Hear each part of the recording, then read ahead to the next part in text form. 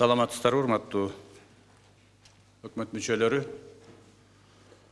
өкмөттүү жетекчилер, областын жетекчилери, урматтуу чакырылгандар жана массалык маалымат каражаттарынын өкүлдөрү. Жыйындын башталышында маалымат катары билдирип коеюн. 9 айдын жыйынтыгы боюнча, эми бул ноябрь айы 11 ай болду, бирок биздин статистикалык маалыматтардын жыйноосу, калыптануусу ушул бир ай дайым ушундай мөөнөттөн кийин берилет. Ошон үчүн мен азыр токтоло кетейин. 9 айдын жыйынтыгы боюнча өлкөнүн социалдык экономикалык өнүгүүсү оң көрсөткүчтөргө чыкты.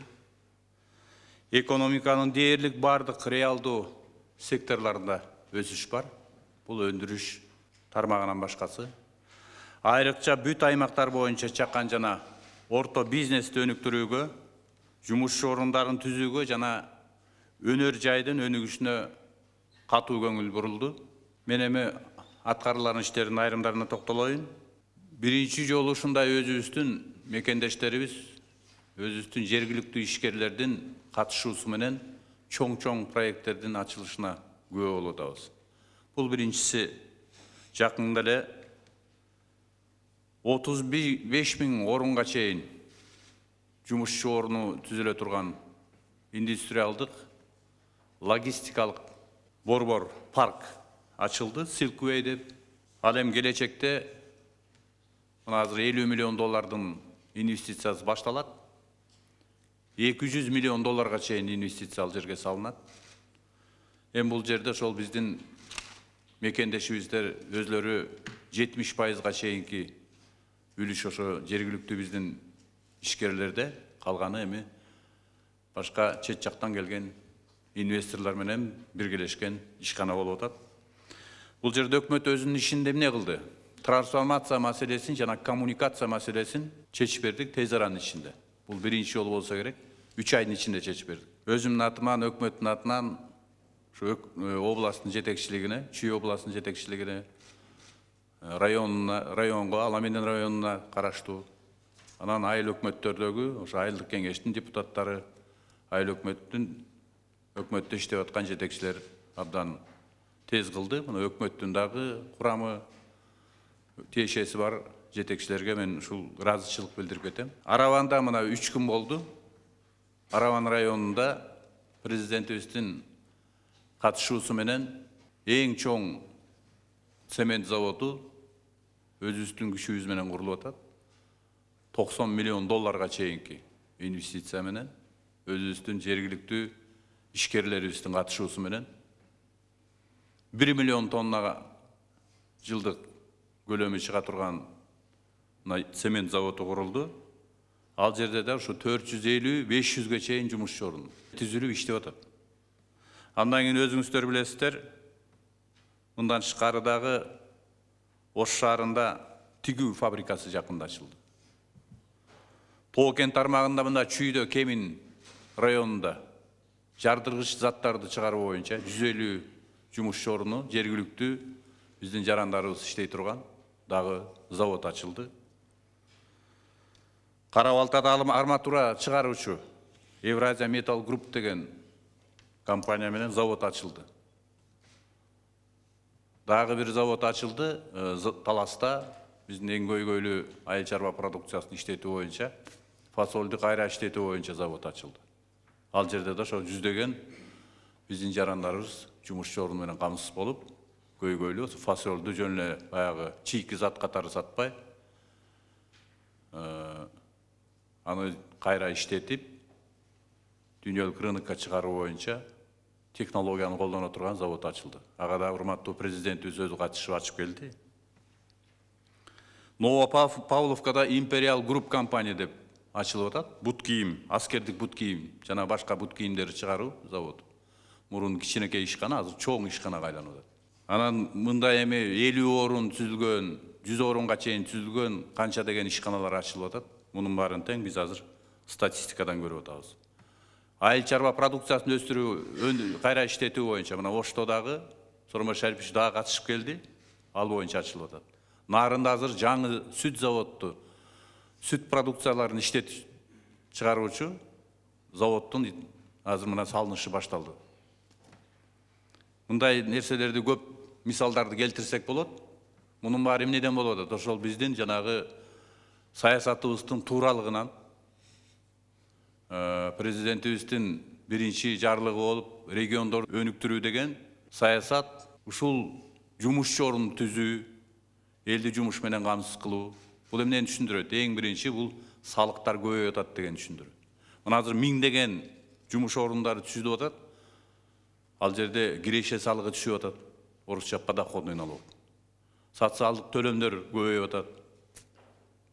Андан тышкары кошумча нарк салыгы, сатып алуудан салыктар, дегой ушундай салыктын түрлөрүнөн барган сайын көбөйүп аткан ушул жумуш орун түзүлүп, жаңы ишканалар ачылып атканын тастыктайт.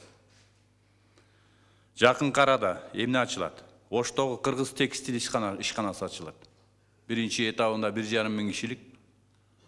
Эгерде баягы өзүнүн өндүрүштүк кубаттуулугуна жетсе, 7 миңге чейин киши иштейт. Мына азыр салынып, Кудай буйрса, декабрга деп биздин Оштун жетекчиси Озарбек Казыбаевич да мына барып көрүп атат. Бул ачылат. Кичи Шаарат Тоо-Кен тармагында азыр мына жакында ачылат, декабрга жетип жетпей. Ал жерде да 450ге чейинки киши иштейт. Кичи Шаарат боюнча. Билесиздер, алтын кени алтынды чыгарат, ал жер экспорттук биздин потенциалды өндүрөт. Буга да катышабыз. Ал жерде инвестициянын көлөмү абдан чоң. 150 миллион долларлык инвестиция ачылат.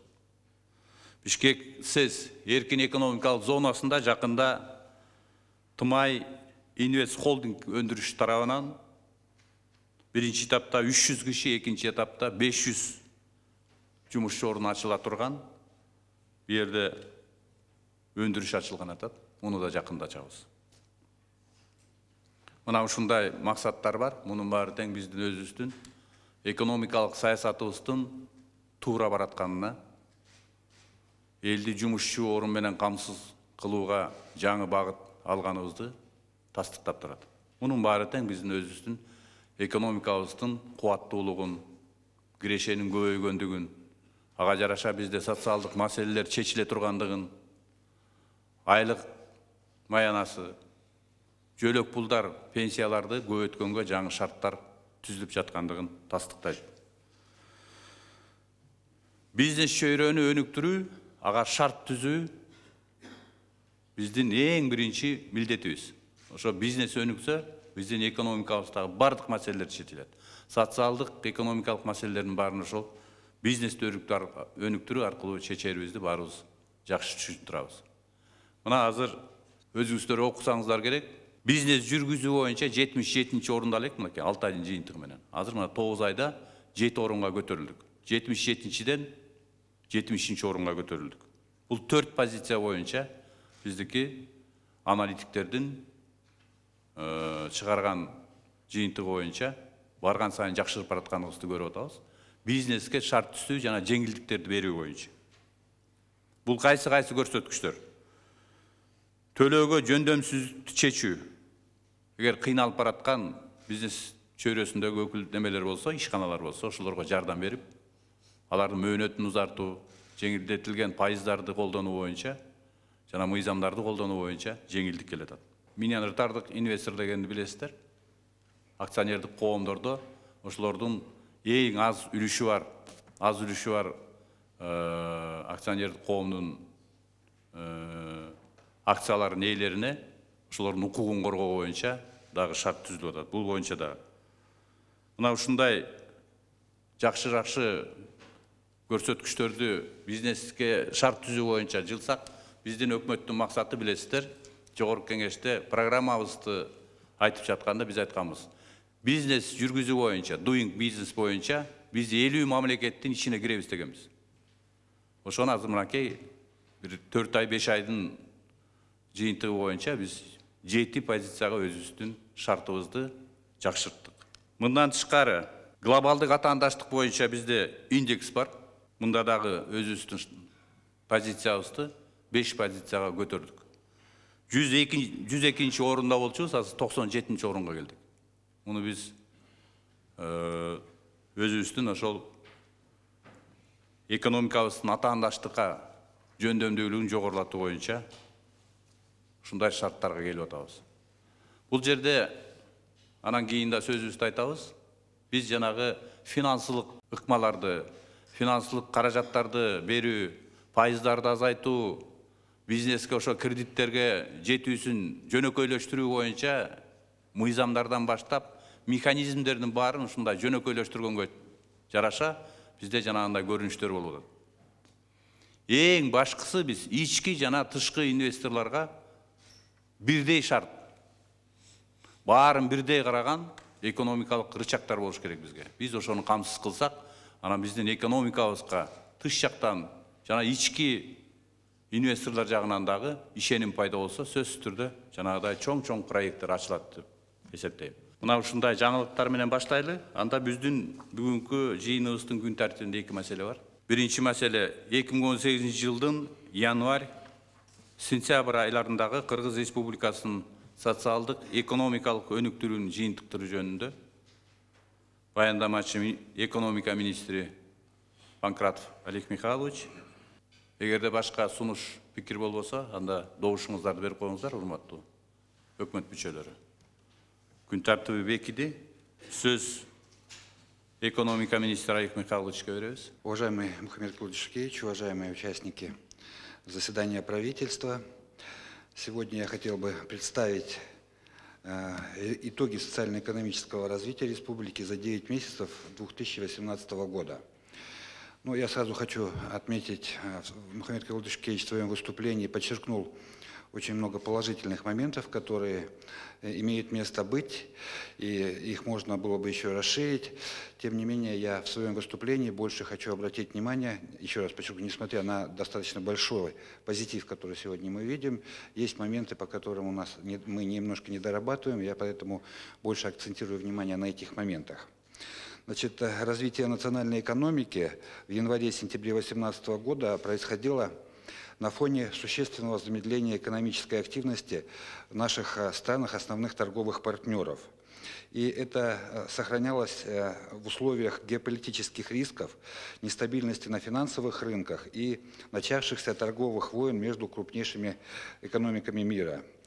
Спад мировой торговли и замедление китайской экономики из-за жесткого протекционизма США, усиление санкционного режима в отношении нашего торгового партнера и основного рынка сбыта Российской Федерации, длительная волатильность валют в развивающихся странах привели к оттоку капитала со многих рынков развивающихся стран, включая те рынки, на которые мы традиционно отправляем свою продукцию. Соответственно, это дает определенные угрозы для нашей экономики. Так, к примеру, допустим, в январе-сентябре 2018 года из Российской Федерации вывод капитала увеличился в 2,3 раза и достиг практически 32 миллионов долларов США. Ну и, естественно, все эти факторы прямо или косвенно оказывают воздействие на динамику экономик стран, которые связаны с этими процессами. Но, тем не менее, фактическая ситуация в Кыргызской республике за отчетный период демонстрирует стабильность макроэкономических параметров. Несмотря на волатильность обменных курсов валют в странах основных торговых партнеров, уровень инфляции в нашей стране оставался отрицательный, 98,9%. То есть это означает, что имеет место дефляция или удешевление потребительских товаров на 1,1%. Понимая риски, Министерство экономики еще 2 месяца назад мониторила ситуацию и подготовила пакет мер по сглаживанию негативного влияния на экономику страны волатильных колебаний курсов в странах-партнеров. И данный проект постановления, он находится в аппарате правительства, пока необходимости принимать нету, то есть наша ситуация стабильна, но на случай каких-то изменений мы в любой момент готовы этот пакет мер принять. Значит, в последнее время наблюдается значительное обесценивание российского рубля по отношению к доллару США, и это может также повлиять на объем денежных переводов из Российской Федерации нашими мигрантами. Это достаточно серьезный фактор, потому что, как вот Мухаммед Калыш отметил, они инвестируют и в строительство, в другие сектора, стимулируют потребление.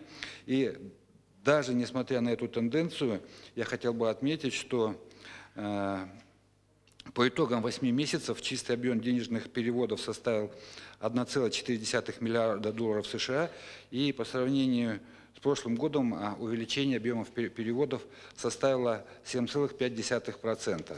Значит, экономика Кыргызской республики в целом по итогам 9 месяцев этого года после незначительного снижения в июле-августе показывает положительную динамику роста. То есть, как мы и прогнозировали, в начале осени мы должны были выйти в положительный тренд, и значит, реальный темп роста ВВП по итогам 9 месяцев составил 1,2% с номинальным объемом 368,4 миллиардов сомов. Значит, без учета предприятий по выработке месторождения Кумтор реальный темп роста ВВП составил 102,4%. Как отмечалось в выступлении премьер-министра, положительный рост экономики за отчетный период был обеспечен практически всеми секторами экономики. Исключением составляла промышленность, которая очень сильно связана с деятельностью предприятия по разработке Кумтора. И поэтому здесь у нас пока в промышленности отмечается отрицательный рост в пределах 3,5%. Но я скажу, еще раз напомню, мы об этом говорили на прошлом подведении итоги, что это прогнозные цифры. И к концу года мы выходим на рост ВВП в пределах 2,8%, это прогнозные показатели, а промышленность тоже выйдет в положительный тренд от 0,5 до 1%. Значит, ну и, как я уже отметил, основное влияние на промышленность – это снижение добычи на руднике Кумтор на 24,3%. Это обусловлено тем, что в отчетный период добыча руды велась на участках с более низким содержанием золота, чем в аналогичном 2017 году, и поэтому объем добычи металлических руд сократился почти в 2,2 раза. И поэтому, я думаю, на прошлом мы раз об этом говорили, еще раз подчеркну, что проблема избыточной зависимости экономики от нестабильного функционирования Кумтора сегодня, на мой взгляд, требует продолжения принятия конкретных мер по диверсификации экономики, по запуску новых промышленных производств. Это сегодня уже происходит, но особо активно нужно здесь поработать в сфере горной добычи. Значит, и поэтому я хотел бы внести пакет компенсационных мер с краткосрочным эффектом воздействия на расширение экономической базы страны. Считаю, что эту работу совместно с бизнес-сообществом, ведущими экономистами и экспертами целесообразно начать уже в этом году в рамках разработки плана правительства на 2019 год. На мой взгляд, целенаправленная и поэтапная работа в этом направлении позволит постепенно вывести экономику на диверсификацию производства и экспорта. Частично компенсировать выпадение объемов по Кумтору в отчетном периоде могли бы другие предприятия в сфере добычи металлургических руд. Но фактическую ситуацию, где производство сократилось в 2,9 раза, я бы обозначил как близкую к критической. Во-первых, не снижается напряженность вокруг месторождения Шимбисай и Стамберды, приостановлена работа на месторождении Макмал. Конкурс на разработку этого месторождения и горного отвала еще не завершен. На месторождении Стамберды в этом году до марта месяца было приостановлено производство из-за нехватки электроэнергии. Органами местного самоуправления и государственными административными органами не ведется работа с населением. Их протестные настроения и действия часто из-за отсутствия достоверной информации становятся причиной срыва графика работы инвесторов и на отдельных месторождениях и их ухода из нашей страны. Эти факторы отрицательно сказываются на инвестиционном имидже страны в целом. Поэтому чистая сальдо притока прямых иностранных инвестиций в последние годы заметно уменьшилась. Что касается других отраслей промышленного производства, то за отчетный период рост производства был обеспечен в следующих отраслях.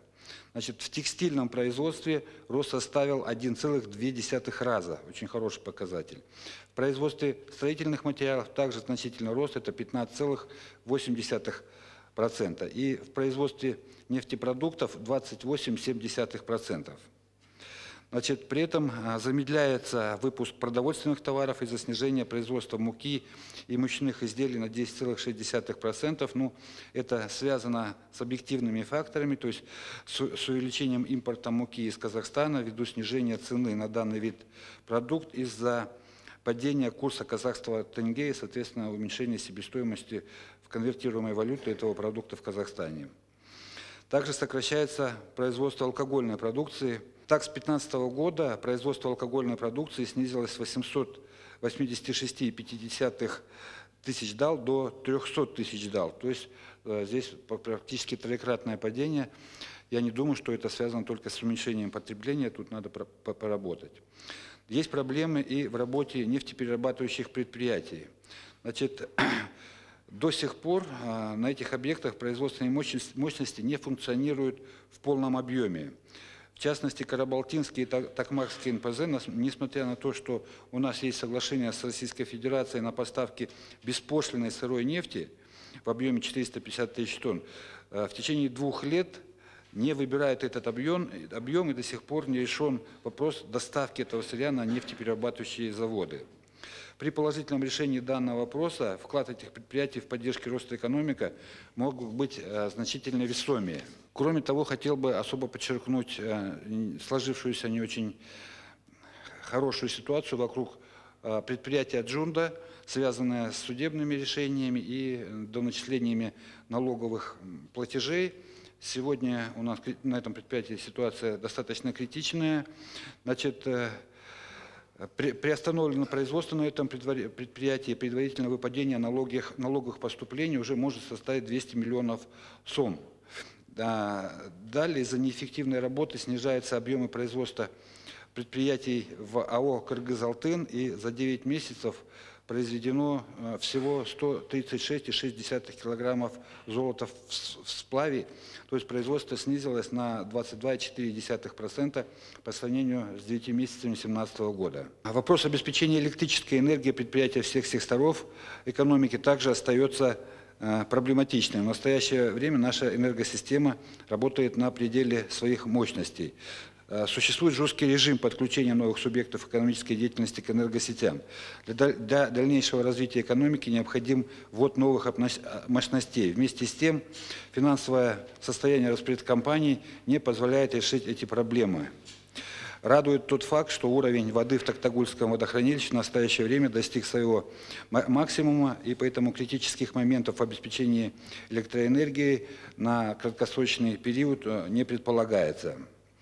И в этом случае повторюсь, что ГКПН необходимо решать ряд вопросов, то есть завершить конкурс на разработку месторождения Макмал, обеспечить вопрос стабильной работы других месторождений золота, обеспечить бесперебойную работу энергосектора страны и обеспечение топливом населения и субъектов экономики в предстоящий осенне-зимний период. Принять меры по возобновлению работы НПЗ «Джунда» и ускорить работу по принятию новой тарифной политики в энергосекторе, потому что без этого выйти из ситуации, когда у нас кризисное обеспечение субъектов экономической деятельности, наверное, будет очень сложно. Значит, уважаемые члены правительства, участники заседания, фактическая ситуация в другом, не менее важном секторе экономики, в сельском хозяйстве, складывается следующим образом. Во-первых, во всех регионах страны практически завершен сбор выращенного урожая. В целом за отчетный период намолочено свыше 166,1 тысячи тонн пшеницы, это на 3,1% больше по сравнению с аналогичным показателем прошлого года. Такой рост обусловлен повышением урожайности пшеницы на 2,2%, и в целом она по республике составила 26,7 центнера с гектара. Сейчас идет посев озимых зерновых культур. На сегодня посеяно свыше 83 тысяч гектаров или почти 54% от общего плана. Значит, картофеля собрано 1 миллион 12,2 тысяч тонн. Это также на 3,4% больше прошлогодного. Урожайность составила 167,9 центнера с гектара. Это на 1,5% выше прошлогоднего показателя. В 2018 году площадь неиспользованной пашни составила 67,3 тысячи гектаров или 5,2 от общего площади пашни. По сравнению с предыдущим годом здесь мы видим значительное уменьшение на 11%. Значит, за отчетный период было произведено 283,8 тысячи тонн мяса в живой массе, что на 2% больше соответствующего периода прошлого года. Увеличение объемов производства мяса в республике идет в основном за счет увеличения поголовья скота и птицы. Значит, производство молока составило 1 миллион 239,4 тысяч тонн и также рост более чем на 2%. На рост объемов производства молока повлияло увеличение поголовья коров на 19,8 тысяч голов. Несмотря на улучшение показателей производства сельскохозяйственной продукции в отчетном периоде, в сельском хозяйстве тоже еще остаются проблемы, которые не решены с прошлого года. Так, слабое развитие торгово-логистических центров в регионах не позволяет большинству сельхозпроизводителей реализовывать продукцию через эту сеть. Поэтому они вынуждены прямо с полей продавать выращенный урожай, что существенно снижает их доходность. Кроме того, в период сбора урожая сахарной свеклы вновь были отмечены достаточно, даже я сказал бы, многокилометровые очереди у приемных пунктов. В этой связи, с учетом тенденции увеличения посевов этой культуры, считаю необходимым Министерству сельского хозяйства упорядочить эту работу для недопущения таких фактов в следующем году, включая разработку графика приема продукции с учетом сроков посева и оптимальных сроков созревания и сбора. Также в этом году сельхозпроизводители опять столкнулись с проблемой низких цен на выращенный урожай, особенно на картофель и чеснок.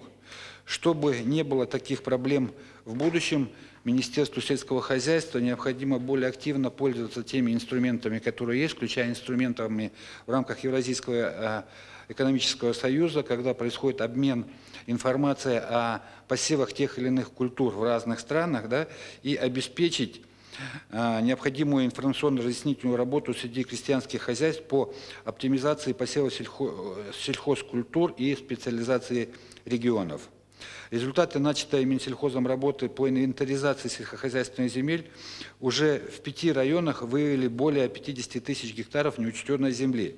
Поэтому считаю, что эту работу надо продолжить и по завершению представить в правительство результаты инвентаризации.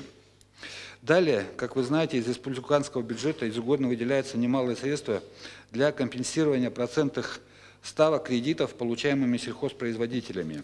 Однако эффективность этих средств пока остается невысокой. И поэтому в новых программах по данному вопросу, это программа ФСХ-7, Министерство экономики предлагает новый механизм выдачи льготных кредитов, который будет направлен на повышение эффективности выделенных кредитов.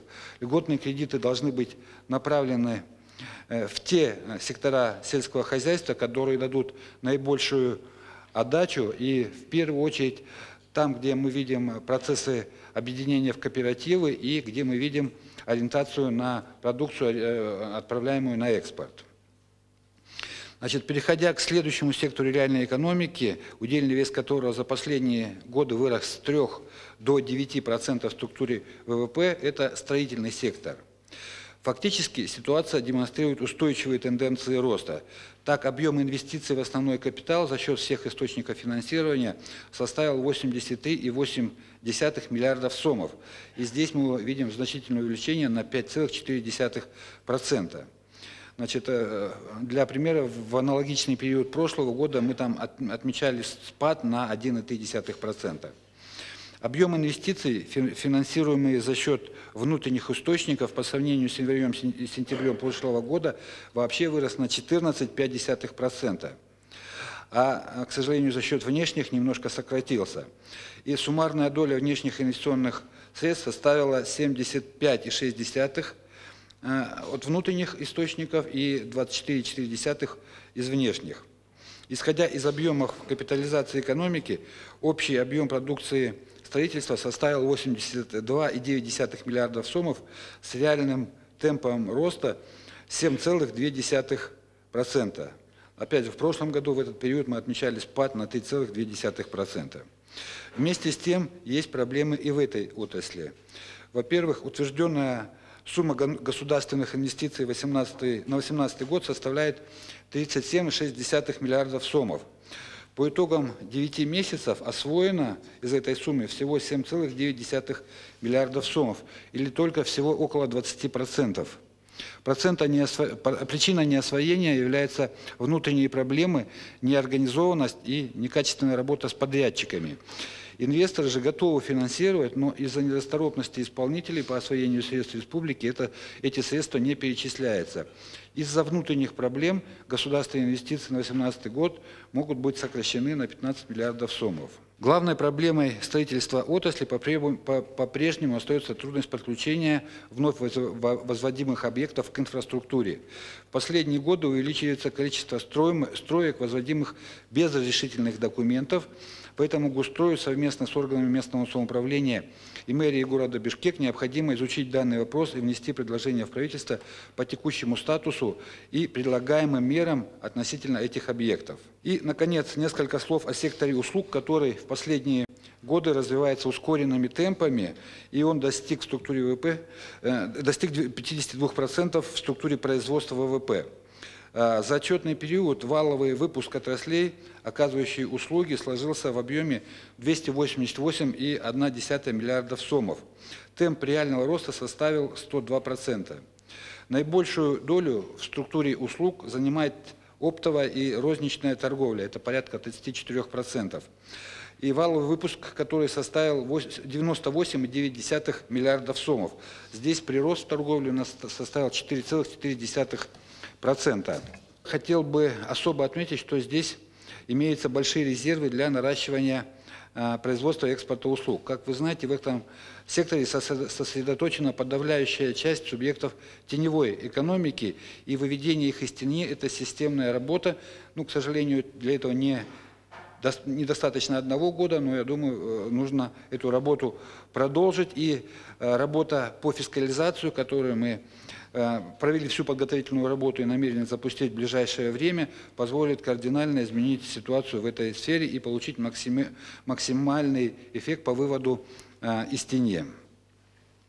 Значит, уважаемые участники заседания, следствием относительно положительных тенденций в развитии экономики стало улучшение показателей внешней торговли.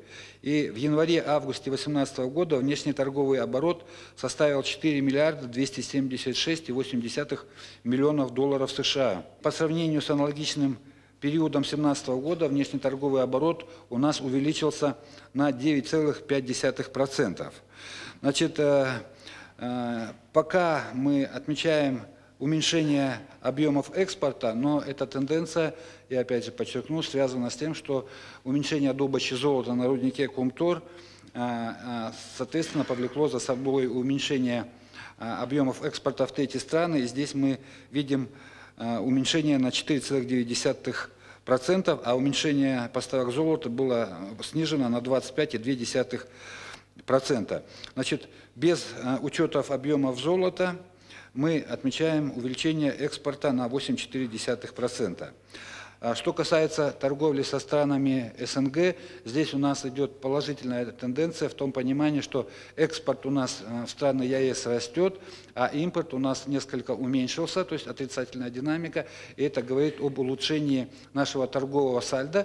То есть, другими словами, можно сказать, что наши товары больше выходят на рынок стран ЕС, чем мы получаем замещение наших товаров на внутреннем рынке. И если говорить по цифрам, то значит, экспорт у нас увеличился на 5,1%. И в данном случае мы отмечаем, что увеличивается конкурентная борьба за рынки сбыта. И для Кыргызстана важно закрепиться на рынке ЕАЭС и последовательно продвигаться в сторону диверсификации географии экспорта. И в данном случае хотелось бы подчеркнуть, что нами подготовлен и внесен проект дорожной карты по выходу с экспортом на рынке Китая.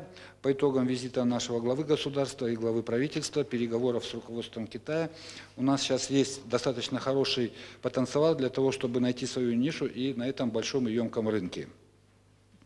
Ну, уважаемые участники заседания, в конце хотел бы проинформировать, что целевой показатель экономического роста на 2018 год, как я уже отмечал, установлен на цифре 102,8%, поэтому у нас есть необходимый потенциал, чтобы этот показатель достигнуть, но при этом каждому министерству и ведомству, руководителям регионов всех уровней в условиях нарастающих рисков и новых вызовов необходимо обеспечить свой вклад для достижения этого целевого показателя. В целом все задачи, которые нам предстоят решить до конца этого года, изложены в проекте протокольного решения по итогам сегодняшнего заседания. Ну, у меня все. Если есть вопросы, я готов ответить. Спасибо. Сурооңуздар болсо бериңиздер. Суроо болбосо анда мен дагы кошумча. Бизде азыр Кумтөрдүн биздин өзүнүн экономикабыздагы ордун азыр айтты. Былтыр ушул маалда Кумтөрдүн алтын кенди өндүрүү боюнча үлүш абдан көп болгон. Жылдын жыйынтыгы менен 17,5 тонна алтын чыгарган Кумтөр компаниясы. Быйыл болсо ошол жанагы Олег Михайлович айткандай, казып аткан кендин курамында алтындын өзүнүн үлүшү азайып, быйыл 16 тоннага чейин казганга, ошондой алтын чыгарганга өзүнүн милдетин алып атат. Бул эмнени 1,5 тонна алтын бизден быйыл аз өндүрөлөт деп атабыз. Бирок биз ага карабай, биз башка алтын кендерин иштетүүгө, аларга шарт түзүп берүүгө биз ушул болгон күчүбүздү жумшашыбыз керек. Кумтөрдөн азыр мынакей 17 жылдын жыйынтыгы менен 40% өнөр жайдын көлөмү Кумтөрдө болчу. Азыр 35%га түшүп атат. 35,6%га түшүп атат. Бул да мен ойлойм, бир чоң ишканадан, же болбосо бир кенден биздин экономиканын ушунча көз каранды болушу бул туура эмес деп ойлойм. Себеби дегенде барган сайын азыр алтыныбыздын азайып баратат Кумтөргөнүндө. Ошон үчүн биз башка жактар менен ишканаларды түзүү боюнча, ишканаларды түзгөндө ошол жана Кумтөрдөн экспорттун көлөмү абдан чоң, алтындын баары тыш жакка сатылат. Демек биз башка товарларды өндүрүүдө экспорттук потенциалды дагы эске алышыбыз керек. Мисалы үчүн азыркы 1 миллион тонна чыгарган цемент заводубуз негизинен Тажикстан менен Өзбекстанга сатылат. Өзүбүздө да бир бөлүгүн колдонот. Бирок ошентсе дагы экспорттук биздин мүмкүнчүлүгүбүзгө абдан чоң салымын кошот. Буга окшогон ишканаларды көбөйтсөк, Кумтөргөнү мына 23-жылы дагы күчтөсөк бир 26 жылга чейин барганда Кумтөргөнүн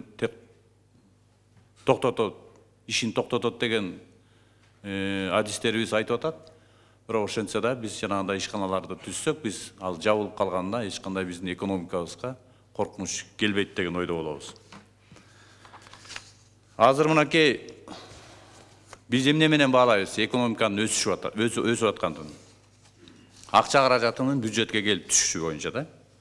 Азыр мынакей 9 айдын жыйынтыгы менен бажы жана салык системасында бизде экөө биригип 10 миллиард сомдон ашык былтыркыга салыштырмалуу көп чогулттук. 10 миллиард сом көп чогулттук. Бул эмнени түшүндүрөт? Ошо биздин өндүрүшүбүздүн өсүп атканы.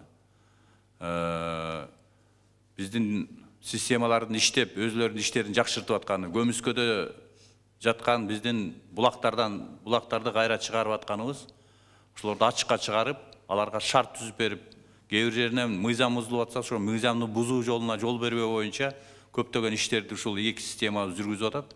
Ошон үчүн ушу эки системадан келип түшкөнү 10 миллиард сомдон ашык акча каражаты келип түштү. Бул да биздин ошол экономикабыздын өсүп атканы, жумушчу орундардын түзүлүп атканы, өндүрүштүн өсүп атканын түшүндүрөт деген ойду айтмакчымын. Дагы ким кандай суроо бар? Суроо жок болсо анда Олег Михайлович можете садиться. Азыр бизде өткөндө да айттык, финансы тармагында кандай иштер болуп атат. Мына азыр биз кабыл алдык Айыл банкты капиталдаштыруу боюнча. Капиталдаштыруу деген бул 1 миллиард сомду ушу бюджеттен бөлүп берип, анын кредит берүү мүмкүнчүлүгүн жогорулатуу боюнча 1 миллиард сомду бөлүп бердик. Биздин финансисттердин айтканы боюнча бул 1 миллиард сом өзү 3-4 эсе 3 миллиард 4 миллиард сомго чейин кредит алган көлөмгө көтөрүлөт деген сөз. Демек ошол 4 миллиард сомго чейин акча каражатты биздин ишкерлер, дыйкандарыбыз, фермерлерибиз ушул акча каражатын пайдаланат дегенди түшүндүрөт.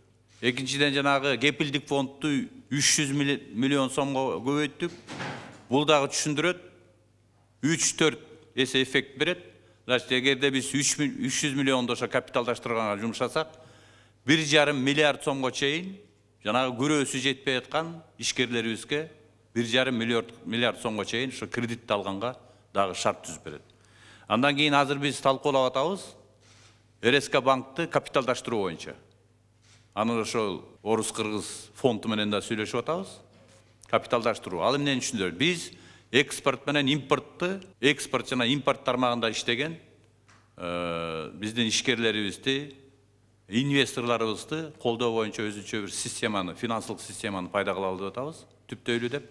Бул дагы ошол өзгөчө экспорт жагында иштей турган биздин өндүрүшчүлөрдү, бизнес чөйрөсүндөгү ишкерлерди бардыгын ошо РСК банк аркылуу каржылаганга мүмкүнчүлүк түзүп беребиз. Азыркы мынакей Олег Михайлович айткандан тышкары бизде көптөгөн мүчүлүштүктөр болуп атат. Токтоп калган кен боюнча. Мына өнөр жайда 50 сайыз убагында абдан чоң көлөмдөрдө иштеп жаткан 50 ишкана бар. Менчиктештирилген, менчик ээлери бар. Бирок ошолор кайра ишке кирген жок. 50 ишканага 500дөн десек, 500 кишиден орун түзсөк ошол жерге, мисалы үчүн 25 000 киши жумуш орну менен камсыз болот. Бул республика боюнча сайыз убагында күркүрөп иштеп турган 50 ишканасы токтоп турат. Булардагы же аларды башка инвесторлор тартуу боюнча ошолордун ээлери менен сүйлөшүш керек. Өзгөчө биздин областтын жетекчилерине тапшырма. Ошолор менен сүйлөшүп, анан башка да рычагтарды ойлонуш керек. Эгерде ошолор сайыз убагында арзан кылып менчиктештирип алган болсо, биз аларга рычаг табышыбыз керек.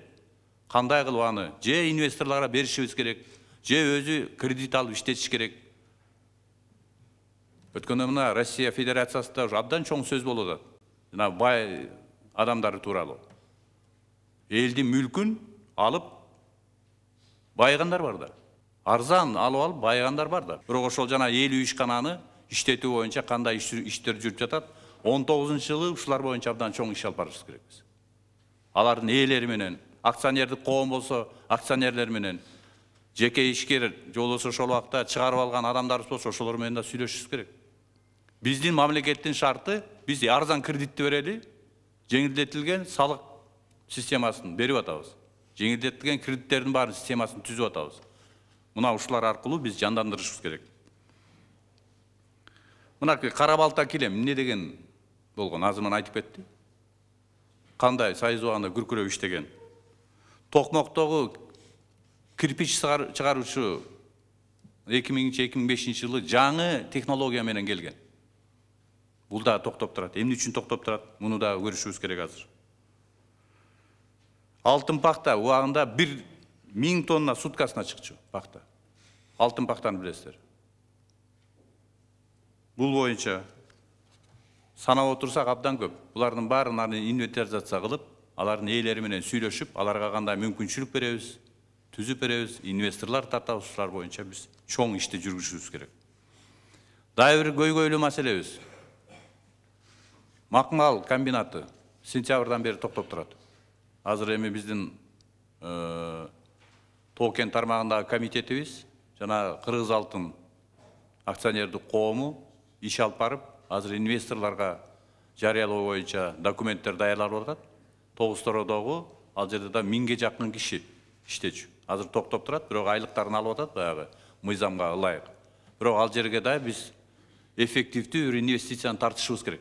Себеби дегенде бир районду багып аткан комбинат. Ал жерде дагы запас бар, дагы иштей турганга мүмкүнчүлүктөр бар. Аны да биз элибиз менен иш жүргүзүп, ошо элибизге түшүндүрүү иштерин жүргүзүп, инвесторлорду коргоо боюнча, инвесторлорду биздин мыйзамдарды сактоо боюнча, экологияны бузбоо боюнча абдан чоң иштерди жүргүзүшүбүз керек. Дагы макбал комбинатына окшогондорду ишке киргизишибиз керек. Курулуш тармагында азыр өзүш былтыркыга салыштырмалуу, былтыр терс таасир болчу. Ушундай убагында 9 айдын жыйынтыгы менен 17 жылы. Азыр мынакей 107,2 өсүш берип атат, 7,2%.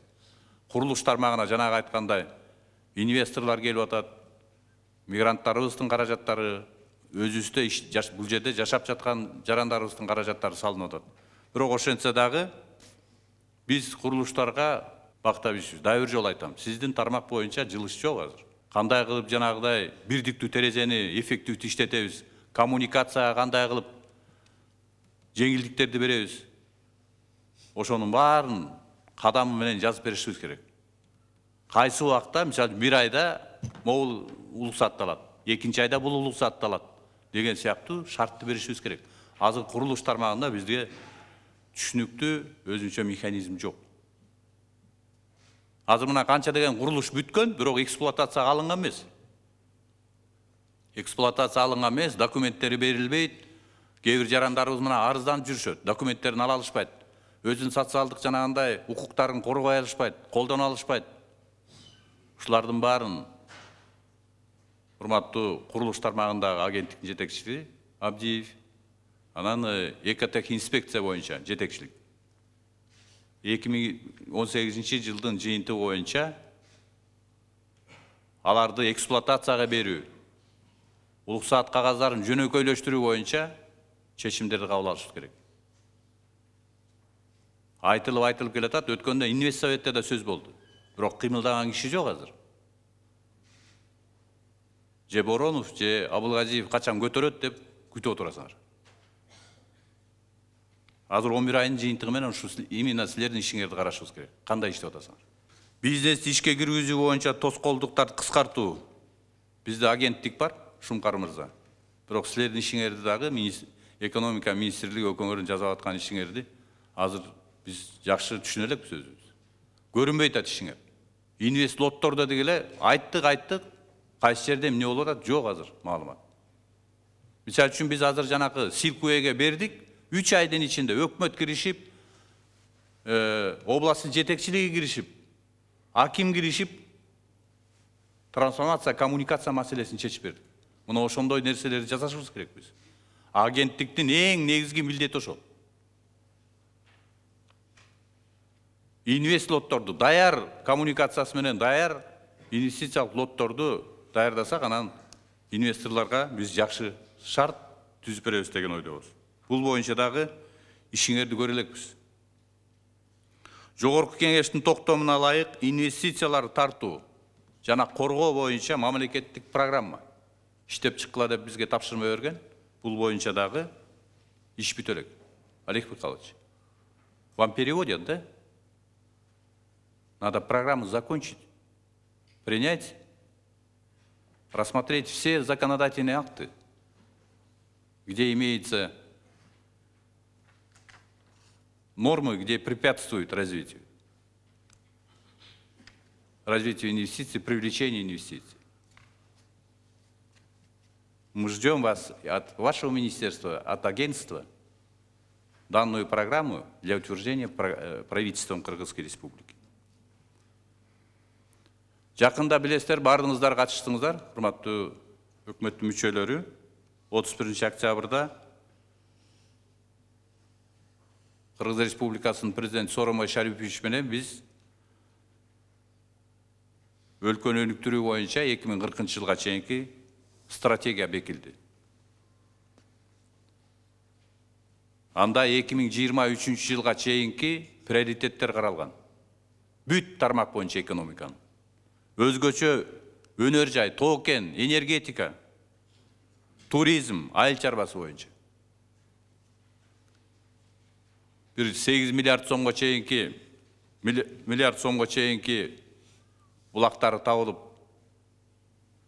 турат, а калгандары 20 миллиард долларга чейинки дагы проекттер жүрүш керек бизде. Булар боюнча кандай иш алып барабыз? Муну ойлонушубуз керекпиз. Азыр жакын арада бюджетибизди коргоону барабыз.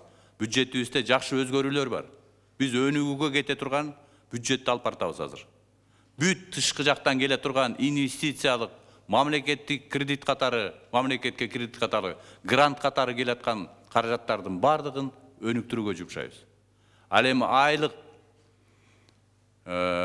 жөлөк пул, пенсия маселелери боюнча, жана башка социалдык маселелер боюнча, билим берүү тармагында, саламаттык тармагында маселелерди чечүү боюнча өзүбүздүн тапкан каражатыбыз менен жашашыбыз керек.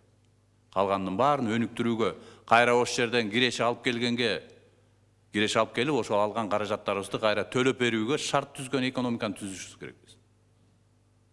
Азыр 10 миллиард доллар алыныптыр, мына биздин көз каранды убагында. 10 миллиард доллар, анын ичинен 3 миллиарды грант менен келген. Кайтарып бергенибиз 3 миллиардтан ашык. Туурабы Адил Алишевич? 3 миллиард долларды кайра кайтарып бердик. Дагы эми астыбызда жанагындай 4 миллиард долларды кайра кайтарып берүү боюнча милдет турат бизде. Мындан тышкары кумтөр кени кыскарып атат. Бир жагынан биздин булагыбыз кыскарып келатат, экинчи жагынан биздин карызыбызды төлөө мөөнөтүбүз абдан катуу график менен, оор график менен келе турган болуп атат. Буларды чечүү боюнча бирдиктүү саясат жүргүзүп, мыйзамдарды өзгөртүү, мыйзамдарды өнүктүрүү боюнча ыкчам чараларды колдонбосок, бизде абдан жакында пенсияны көтөрүү, айлык маяналарын көтөрүү боюнча чечимдерди кабыл алыш керек. Ал үчүн эмне кылыш керек? Биз булактарды табышыбыз керек. Булактарды табыш үчүн жанагындай инвесторлорго, ишкерлерге, бизнеске шарт түзүп бериш керек. Биз эч качан бүгүн жулуп алып, инвесторлордон бүгүн алып, анан келечегин кыркып койгон саясат болбош керек бизде. Бүгүн шарт түзүп берели, бирок кийинки мезгилде ошолор чоң бир келишени алып келе турганды алып келишибиз керек. Ошондой система, ошондой экономика иштеш керек бизде.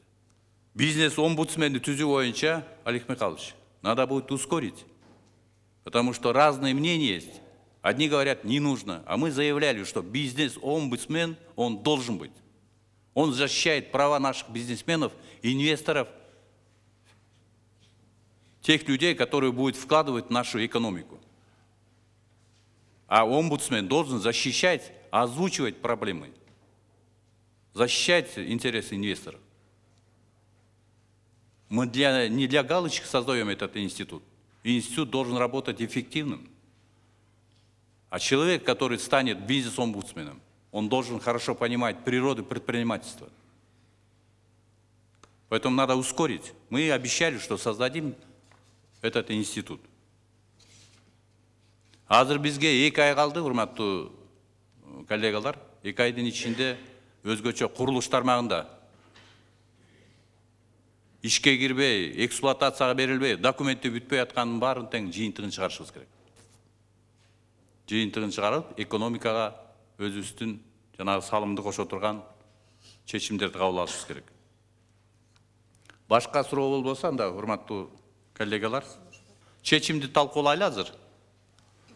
Чечимди азыр мен окуп чыктым. Бул жерде биздин өкмөттүн бөлүмдөрүнүн башчылары түзүптүр. Кандай оюңуздар бар? Урматтуу Мухаммед Калыдышевич, урматтуу коллегалар, чечимге бир топ сунуштарым бар эле. Мына азыр өзүнүн баяндамасында Олег Михайлович айтып кетти, жана мамлекеттик инвестициялар боюнча өтө төмөн пайызда освоение болуп атат. Ушул жерде бир көрсөтө алабызбы? Ким жооптуу? Биз бул маселени саламаттык сактоо жактагы мамлекеттик инвестиция программаларында караганбыз да. Анан мындай бир ар бир министрлик өзүнчө бир жумуш алып барат экен. Бизде өкмөттө дагы сектор бар экен. Бирок ким жооптуу буга? Экономика министрлиги, финансы министрлиги, же болбосо инвестиция агенттиги баары эле өзү менен өзү иштеп атат да. Анан мисалы үчүн бир эле Кувейтский жанагы өнүктүрүү фондунун 20 миллион доллар жана нейрохирургияга каралган. 16-жылы бул болсо ратификациядан өткөн жогорку кеңеште бүгүнкүгө чейин вообще дайыны жок болуп атат. Анан бул жерде мага айтып атат, ошол Кувейт мамлекеттин мыйзамына ылайык закупка аткарылыш керек экен, бизде ошону билген адис жок болуп атат деп. Мен ойлоп атам, ошондой келишимдерди түзүп атканда ушундай нерселерге дагы мындай көңүл буруш керек го. Алдын ала эле эмне үчүн Кувейт мамлекетин балким биз алып аткандан кийин, биз акыры анан акчаны балким төрөп бергенден кийин, кредит болсо да, Кыргыз мамлекетинин мыйзамдарына ылайык өткөрүлүш керекпи? Мына ошол акча мындайча айтканда бүгүн келечеги мындай күмөн болуп атат да. Бул бир маселе. Анан могу 8-чи пунктка экономика министрлигине тапшырма берип атабыз. Кыргыз Республикасынын өкмөтүнө караштуу мамлекеттик салык кызматы, бажы кызматы менен фискалдаштыруу электрондук системасы киргизүү боюнча ченемдик укуктук актылардын кабыл алууну тездетсин деп. Мухаммед Душкевич, мен ойлоп атам, бул сөздү тездетсин деген сөздү башка бир сөз менен же конкреттүү срок койбосо, бул мыйзам уже 1-июлдан баштап иштеши керек болчу. Менимче бул жерде же экономика министрлиги же башка балким ошол салык кызматкерлеринин арасына же бир мындай саботаж болуп атабы, канчадан бери биз тапшырма берип атабыз, тездетсин деп. Бирок жыйынтыгы жок болуп атат. Ошондуктан мен ойлоп атам, бул жерде конкреттүү түрдө срок коелу. Анан лотерея компаниясы боюнча дагы бир ушул жерде камтып кетебизби? Анткени ал компаниядан түшкөн акча дагы бүгүнкү күнү ошол эле социалдык инфраструктурага жумшалыш керек болчу. Лотерейный компания өзү иштеп атабы, иштеген жокпу? Ошону дагы анан балким өзүнчө карайбызбы, бир эмесин эметип кетсек. Анан кечээ парламенттик угуу болду бюджет боюнча. Ошол жерде бир депутаттардан сунуш түшүп атат, өкмөткө карап чыккыла деп. Балким ошол эле НДСти 2%-га кыскартып, ошол 2%-ды жана сатуу салыгына кошуп, анан ошол налог с продаж жергиликтүү бюджетке толугу менен каралсын деген бир сунуштар түшүп атат да. Мен ойлоп атам, балким биз тапшырма берип, бир жумушчу топ түзүп, бир 19-20 жылдарга келечекке ошол негизи эле балким салык кодексине бир реформаларды кылсакпы деп. Анан могу бизнес омбудсмен боюнча жеке менин оюм, бул болсо жана конституцияла каралып кеткен омбудсмен деген бир эле омбудсмен бар. Анан менин сунушум ошол омбудсмен институтунда өзүнчө бөлүк кылып, ошол бизнести коргогон бир жоопту ошол жерде талкууласак, анткени биз болсо балдарга дагы омбудсмен кылалык дегенбиз институтун.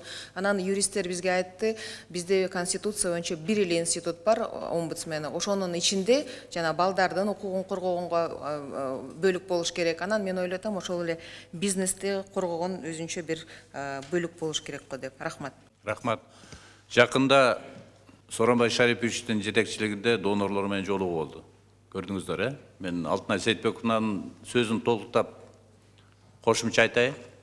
Ошо донорлордон ар бир тармак боюнча, ар бир финансылык институттун өзүнүн координациялык кеңештин тең төрагасы болгон. Мисалы үчүн ПРООН программасы боюнча, бүткүл дүйнөлүк банк боюнча, Азия өнүктүрүү банк, ушундай институттар биздин ар бир кеңешке өзүнчө тең төрага болуп кирген. Ошо тең төраганын ар бир айтты. Мамлекетте, өкмөттө инвестициялык жана финансылык жардамдарды берүү боюнча мындай иштеген система жок деп айтты. Уктуңуздар, туурабы? Мындайча айтканда, ар ким ар кандай жол менен иштеп атат, бирок координация кылган өзүнчө бир түзүм же болбосо бир саясат жок деди. Мен анын өкмөт катары, өкмөттүн башчысы катары мен мойнума алып ошол жерде айтып бердим. Бизде ошондой болуп атат, бирок азыр биз ошол президентибиз да колдоду. Бизде өкмөттүн астында баардык келип аткан жардамдар боюнча координация кылган өзүнчө бир борбор болуш керек. Ошол жерде саясаты болуш керек. Ал жерде ушул сиздер өкмөттүн мүчөлөрү жана башка жетекчилер келип аткан жардамды кредит болобу, грант болобу, техникалык жардам болобу, же болбосо тиги консультациялык жардамдар болобу, ушулардын баардыгын координация кылышыбыз керек. Ошон үчүн бизде жана 10 миллиард сом кайда кетти десе, так айта албай атканыбыз ошол. Өткөндө канча бир миллион сомдун ошол карыз катары эсебибизде жок экени чыгып аткан ошодо. Ошон үчүн мен ойлоп атам, жакын арада түзөбүз, компетенттүү адамдарды коюп, ар бир тармак боюнча координатор болуш керек.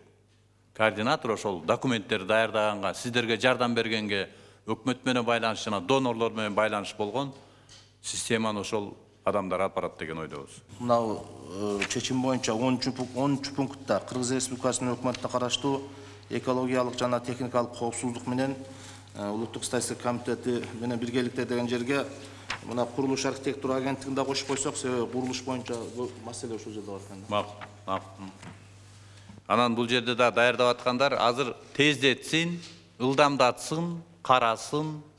Качан? Ар бир пунктка азыр суроо мөөнөттөрүн коелу. 1 ай десе 1 ай, 10 күн десе 10 күн, же 1 жума десе 1 жума. Урматтуу бөлүм башчылары, азыр карап чыгып, мөөнөттөрүн коюңуздар. Жоопкерчилик ким? Биз азыр баягы коллективдүү жоопкерчилик дегенден кетишибиз керек деген ойго келип атабыз. Бардыгыбыз министрлик деп жазып коебуз. Фамилиясы менен ким жооп берет ошого? Фамилиясын коюп, анан сурашыбыз керек. Биз азыр дагы айта турган нерсе, биз азыр бөлүм түздүк, бүт чечимдерди көзөмөлдөө жана контролдоо боюнча. Азыр мынакей Асанкулов Жеңиш бөлүмдүн жетекчиси болду. Азыр мониторинг кылып, бардыгын анализ кылып атабыз. Ал жерде көптөгөн нерселер чыгып атат. Президентибиз берген, жогорку кеңеш берген, жарандарыбыздын кайрылуусунан мөөнөттөрү узарып, унутуп калгандар бар экен. Мына ушулардын баарын тең тартипке салышыбыз керек биз азыр. Шамил Өмедович, угуп атасыз да, ушулардын баарын тартипке салышыбыз керек. Кирген, чыккан кагаздардын баары мөөнөтү менен аткарылса аткарылды, аткарылбаса ошого жооп берген кишилер болуш керек. Биз азыр электрондук формага бүт иш кагаздарды электрондук формага алып келүү боюнча азыр ноябрдын аягына чейин бүтөбүз деп атышат. Кирген, чыккан кагаздын бардыгы көзөмөл болуш керек, ошого жооп берген адам болуш керек. Бөлүм башчылары түшүндүңүздөр да, протоколдук чечим боюнча мөөнөттөрүн жана жоопкерчиликтүү адамдын фамилиясын жазып. Анда башка ой пикир болбосо, биринчи маселе боюнча протоколдук чечимдин долбоорун добушка коем, добушуңарды берип коюңуздар. Азыркы сунуш ой пикирлер менен кошо кабыл алдык. Сиздерге чоң рахмат. Ишиңиздерге ийгилик каалайбыз.